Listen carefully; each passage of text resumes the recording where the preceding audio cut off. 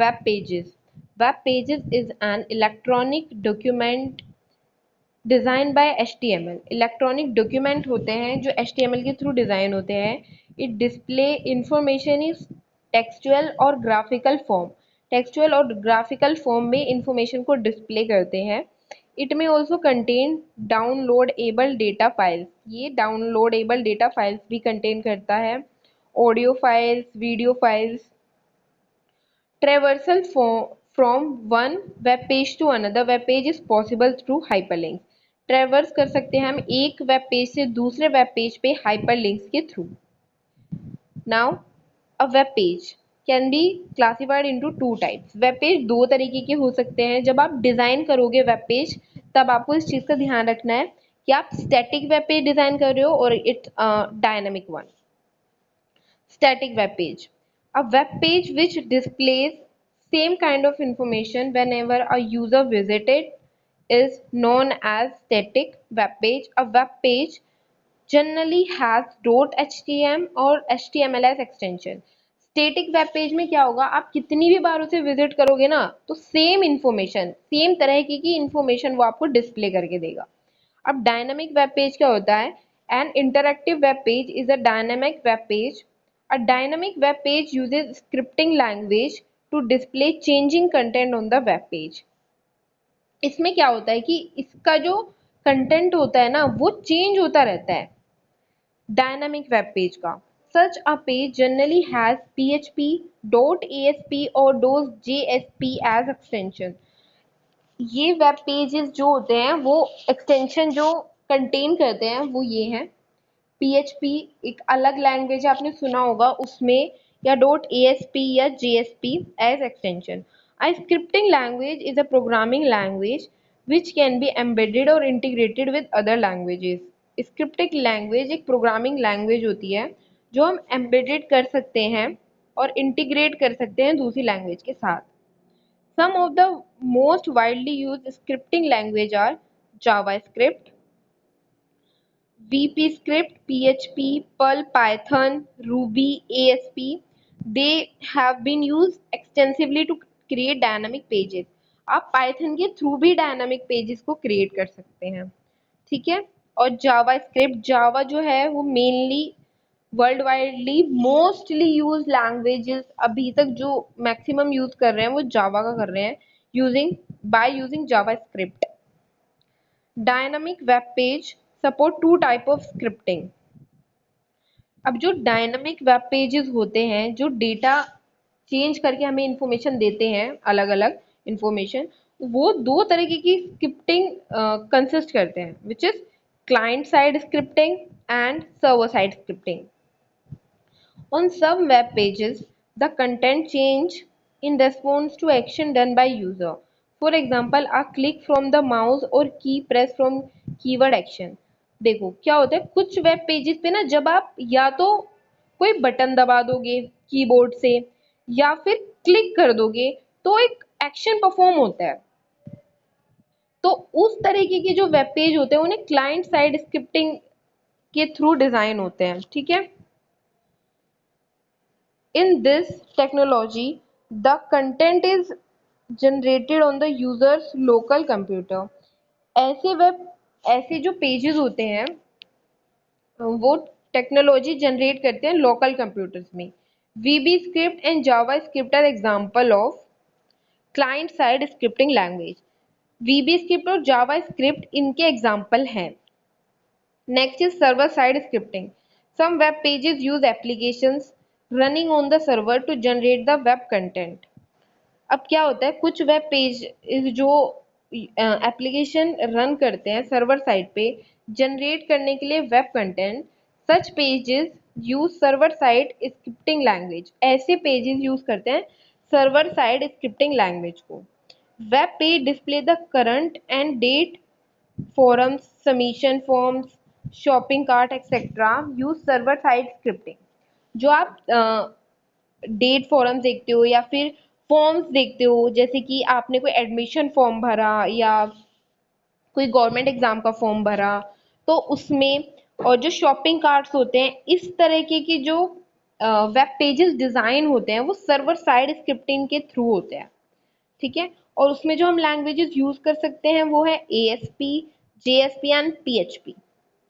Now website, related web pages from a single when domain is known as website।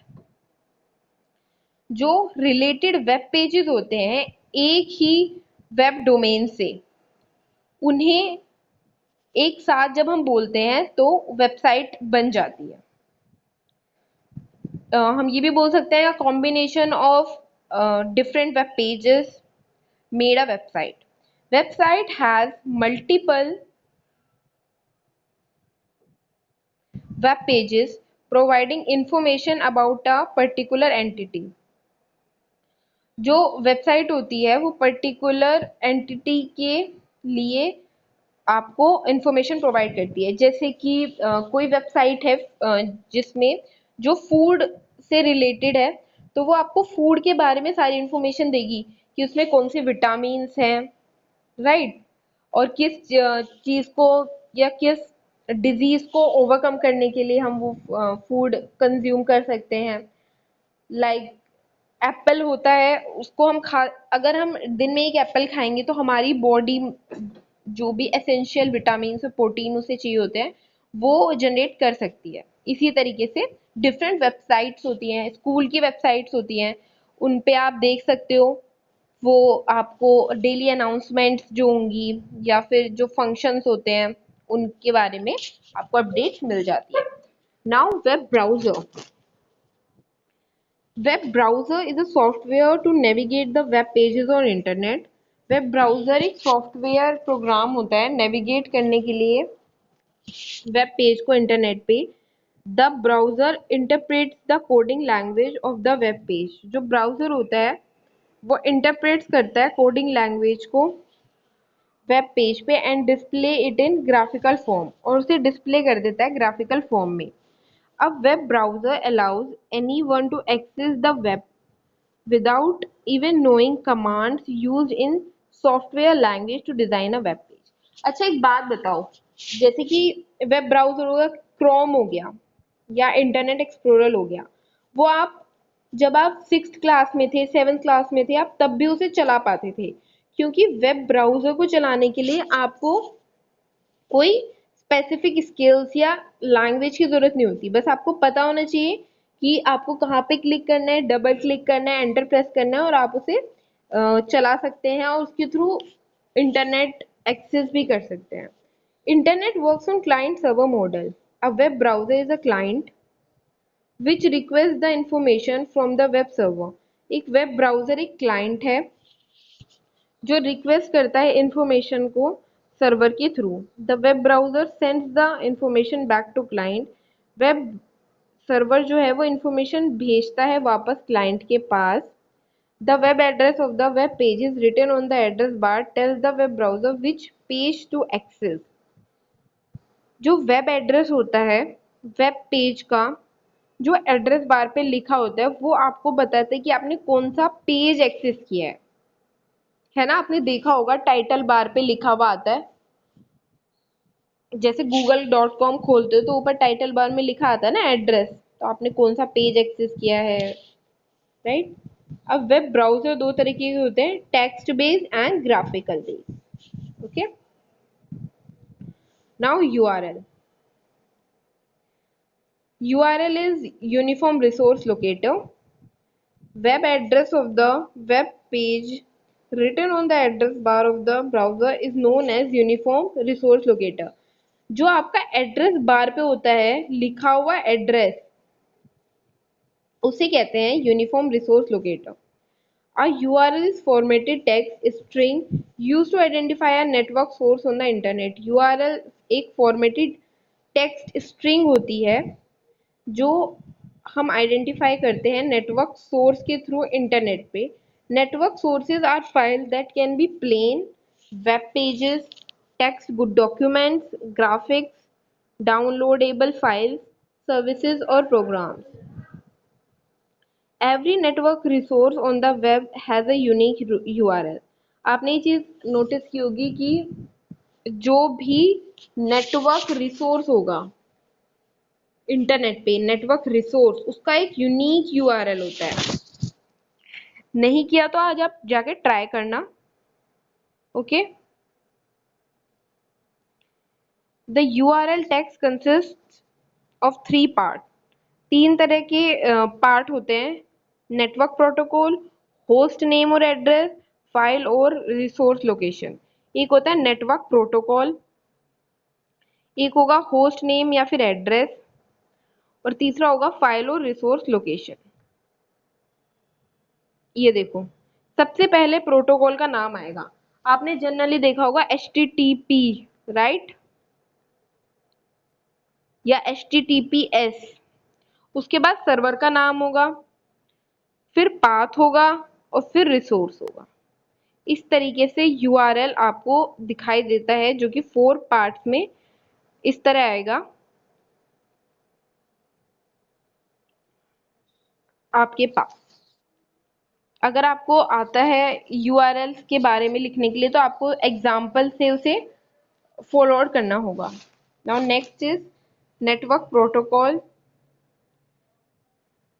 Network protocol substring identify the protocol to be used to access the network resource.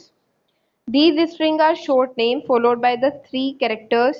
Other example of protocol include HTTP, Gopher, Wise, FTP, Mail2।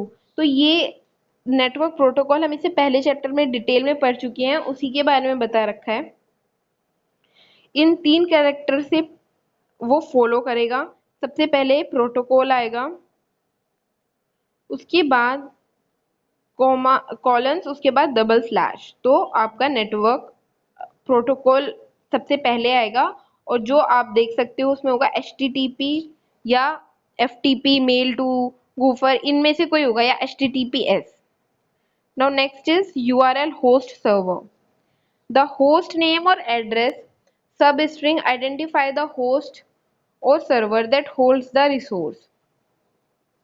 जो host name होता है और address होता है सब string का, identify करेगा host को और सर्वर को, जो होल्ड करेगा रिसोर्स को। Host names are sometimes called domain name. Host names को हम डोमेन नेम भी कहते हैं, जैसे ये दिया हुआ है www.school.com, it's a domain name, right? It's also a part of URL. Host names are mapped into numeric IP address. Host name क्या होते हैं, न्यूमेरिक एड्रेस से मैप्ड हो जाते हैं। Domain name www.school.com have IP address this. An IP address is a binary number that uniquely identify computers and other devices on a TCP/IP network. IP address के बारे में भी हम डिटेल में प्रीवियस चैप्टर में पढ़ चुके हैं। Services in the name of one host can be provide by many servers. जो भी सर्विसेज के नेम्स होते हैं जो एक होस्ट प्रोवाइड करता है, by many servers which have different IP addresses. One server with one IP address can provide services in the name of many hosts. So there is a different one-to-one relationship between host name and IP address. तो जो यहाँ पर one two one relationship नहीं होगी host name और IP address में। IP address जो होगा वो यूनिक होगा, ठीक है, और वन टू वन रिलेशनशिप नहीं होगी। It is more convenient for the user to remember a numeric IP address than the domain name. अब ये चीज हमने पढ़ी थी कि डोमेन नेम याद रखना ज्यादा कन्वीनियंट होता है किसी का आईपी एड्रेस याद रखने से, right? Host names are mapped to IP addresses by server known as a DNS server or domain name server. DNS stands for domain name server. In a large network, many DNS servers may collaborate to provide the mapping between the host name and IP address. Domain names क्या होती हैं, जैसे कि .n stand for India, right? .com for community. इसी तरीके से क्या होता है, जो होस्ट नेम होता है वो मैप करेगा आईपी एड्रेस के साथ, तो उसे हम कहेंगे डीएनएस सर्वर, और वो डिफरेंट हमें डोमेन नेम प्रोवाइड करेगा using host name and IP address mapping. Okay, now URL location. The file or resource location substring contain a path to one specific network resource on host server. Resources are normally located in a host directory or folder. Resources normally located होते हैं host में या फिर directory folder में। For example www.com, ये देखो, ये एक पूरा यूआरएल दिया हुआ है, ठीक है, एक पूरी लोकेशन है वेब पेज की, जो 2 सब डायरेक्टरीज में डिवाइडेड होती है। when the location element is omitted such as in http www.com, the URL conveniently points to the root directory of the host, often a home page। तो क्या करेगी, रूट डायरेक्टरी में जाएगी होस्ट के या फिर होम पेज के। Okay, तो आज आप क्या करोगे, होमवर्क में enlist different URLs with their